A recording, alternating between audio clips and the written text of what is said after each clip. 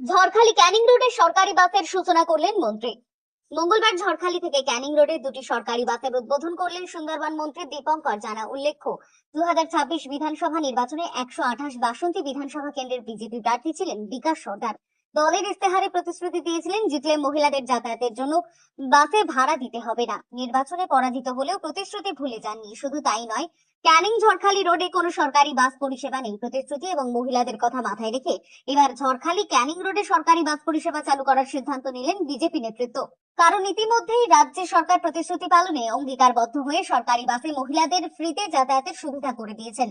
অথচ সুন্দরবনের ঝড়খালি ক্যানিং রোডে সরকারি বাস চলাচল করে না। ফলে প্রতিশ্রুতি অনুযায়ী বঞ্চিত হচ্ছিলেন বাসন্তী বিধানসভা এলাকার মায়েরা। তাদের কথা চিন্তা করে সরকারি বাস চালানোর উদ্যোগ গ্রহণ করেন বিজেপি নেতৃত্ব। মঙ্গলবার ঝড়খালিতে এক অনুষ্ঠানের মধ্য দিয়ে সেই বাস পরিষেবার সূচনা করলেন সুন্দরবন মন্ত্রী। উল্লেখ্য, প্রথমেই দুটি বাস চলাফেরা করবে, পরবর্তী সময় তা বাড়ানো হবে। অন্যদিকে এই সরকারি বাস চলাচলে এলাকার হাজার হাজার মায়েরাও উপকৃত হবেন বলে আশাবাদী সুন্দরবন মন্ত্রী। আমরা পদ্ধতির সাথে কি করছে আমার হবে না। আগামী দিনে আমরা সাথে কি করবো হবে আমার জানি হবে আমার ক্যানিং হবে আগামী